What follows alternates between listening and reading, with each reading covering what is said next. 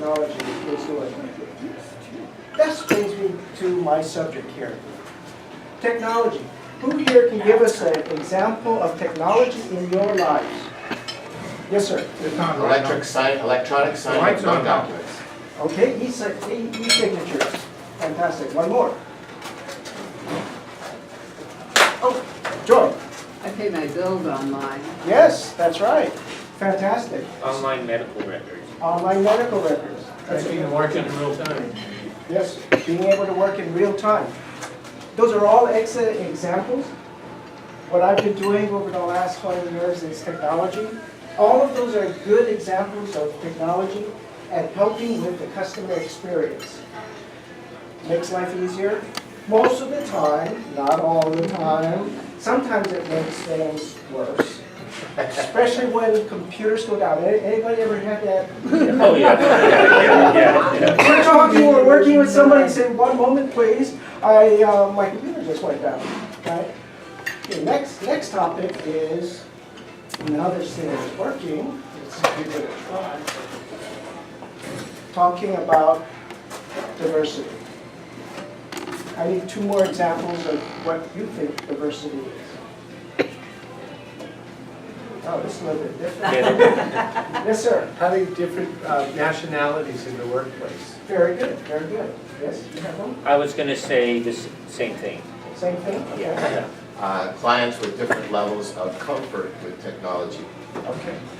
Okay, those are all, okay, go ahead. Different opinions about something.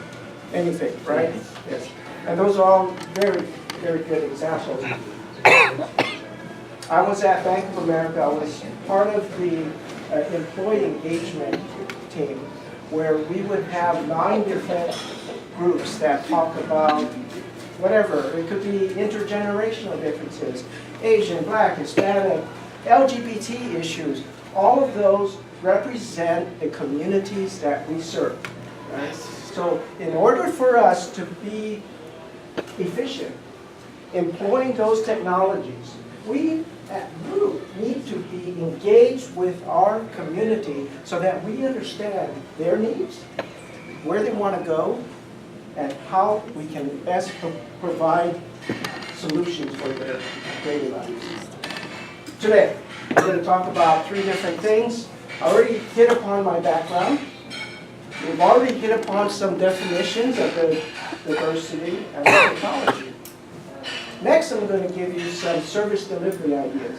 Because what Joy just mentioned about completing your online transactions, that's an excellent example of using technology in order to get things done. You're ahead of your time, by the way, Joy.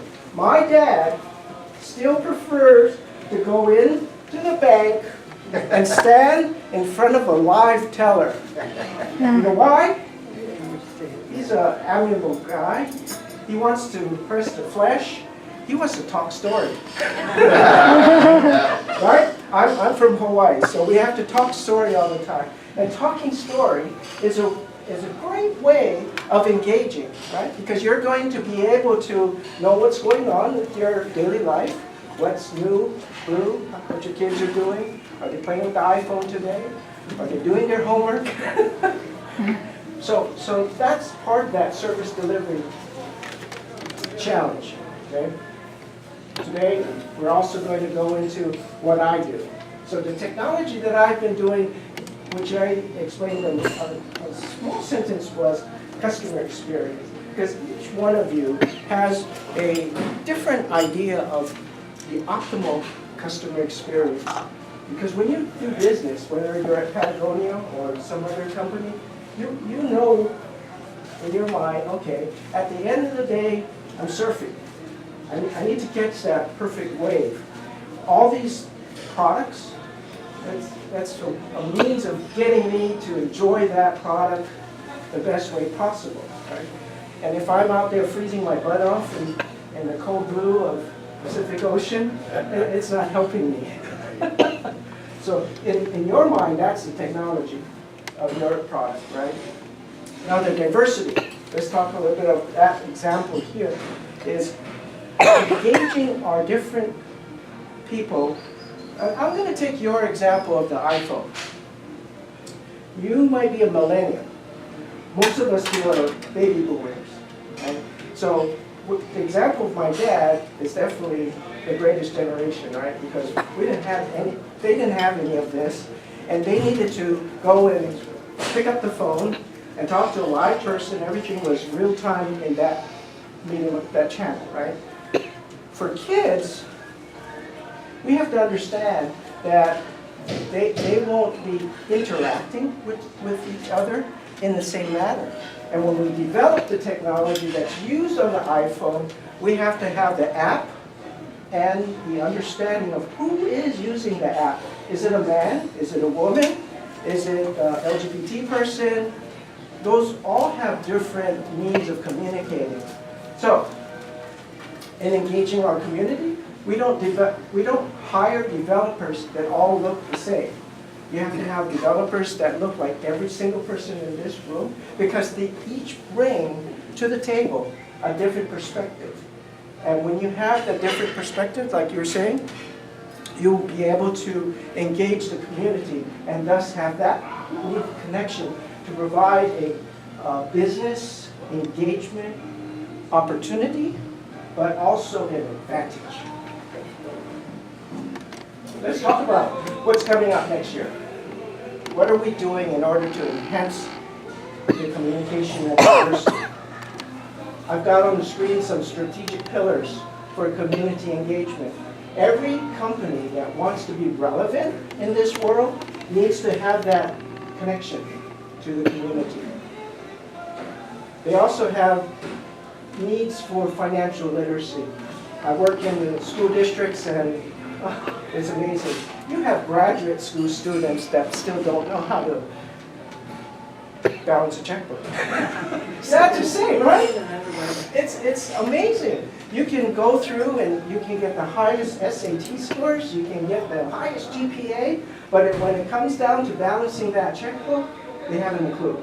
In fact, some of them that I've met don't even have a checking account.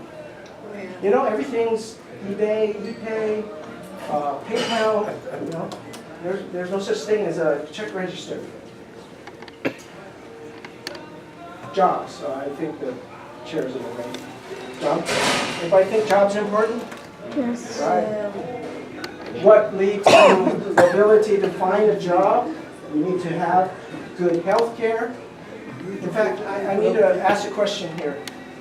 At a personal level, what's the most important thing in your lives? Health. I kind of brought that up, but it's family, right? So if your mom, your dad, your kids, if they have bad health, that's it, game over. Because you can't enjoy, I think, cashing out. Right. All the cash in the world will be meaningless without good health, right? So job one is to have great health care. How am I getting that message across? Right now, right here, right today, through Toastmasters. We've been able to get that recognition from Toastmasters International by engaging Bank of America with utilizing and leveraging the tools that we have here in this room tonight. We have leadership development as well as with our ability to communicate effectively. Right? It's not just to talk, it's about what to say, how to say it, who to say it to, and when to say it. We've utilized financial literacy at Pepperdine University, the Boys and Girls Club here in Thousand Oaks, San Gabriel Valley at the Youth Summit, many different methods of getting our word across. We need to continue that job. We need to develop the jobs by creating those paid internships, there's mentorships and workshops.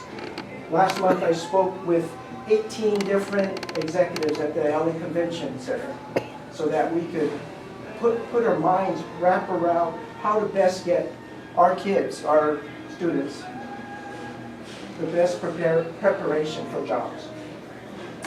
Leadership Development Institution, that's part of a nonprofit foundation that I was co-founder at USC back in 17 years ago. So I urge anyone that has younger people that are still trying to get into public policy, public health, government affairs to apply by the end of this December. That's a takeaway, by the way, write it down. Any of you that are part of a corporate or employment track, please take a look at exciting strategic tracks to teach, mentor, and develop our students in order to get them ready for what they need. We've developed partnerships for different organizations, so we work with Union Bank, with various financial institutions, as well as developing really core tools and ways of getting kids from age 7 all the way up to college students prepared for financial literacy. At the end, it leads to effective job development. Oh, let's talk about the last one I threw in there, the healthcare. Oh, Yes. yes. So I talked a little bit about this to Wayne before coming in. I just flew in from Hawaii on Wednesday. I went there for personal reasons because my family is from Hawaii. But when I was there was a need. You know, I was called in to Queens Hospital, and what they're trying to do is enhance the healthcare engagement with the community. So we're working on a statement of work to get innovative pod-like Cambridge template implemented in the islands. And that's why I wanted to talk to Wayne a little bit about what he did with the military. Last year, I consulted up in Sacramento for Centene Corporation. Anybody ever heard of that company? No, right? It's in St. Louis, Missouri. But guess who they bought out here in Southern California? HealthNet. So when I went aboard to them, to Centene, I found that they were using 17-year-old technology. Really slow. And I'll tell you, 17-year-old. Yeah, the servers there, you could only get parts by going onto eBay. You know, business executives, they make decisions based on the darndest thing, money, right? But then in terms of being innovative, that kind of holds you back. So that's where I threw in healthcare engagement, because all of this diversity I'm talking about wraps around to the technology. It's just not all about getting those costs per call down to 11 cents per call, because that's what an IVR can do for you. There's no relationship when you talk to a machine all day long, right? Of course, on the other end of the spectrum, you have $25 per call by having all those calls handled by live people, right? In the middle there, they send those calls over to India or whatnot, and then you lose that engagement, that relationship again. So there's a happy medium there, and that's why I want to leverage the diversity that I have available to use this technology at the right time, the right place, with the right person. Let's come across with some mission statements for 2020 to drive companies' growth by recruitment, development, and recognition of diverse leadership. Another mission statement is to serve as the cultural ambassador by promoting the brand, whatever your brand is, whether it's Patagonia or your newfangled venture, right? You're promoting your brand to the community. So you need some locals there to interpret what us guys in the mainland do, right? The best practices in the mainland. Because I've been there, we have made a mistake. Bank of America used to be an island, they're not there anymore. They just pulled out. For what reason? Somebody in North Carolina decided. But the way that they did that burned a lot of bridges. So you need to make sure that you know your community and promote your brand so that you can continue to do business in that community. We all have cultural barriers. We all have different heritages. I know since you're Vietnamese, you probably have some differences in what people expect from you or what kind of assumptions that they have. I'm Chinese, but I'm different than the ABC or the Taiwanese or the Shanghainese. I mean, there's so many of us that's out there. I'm also Hawaiian, right? So I'm a Pacific Islander. There's a lot of differences that people have assumptions of how to perceive people, and in order to do business effectively, you've got to make sure not to step on those roots and understand them. So, to walk away from this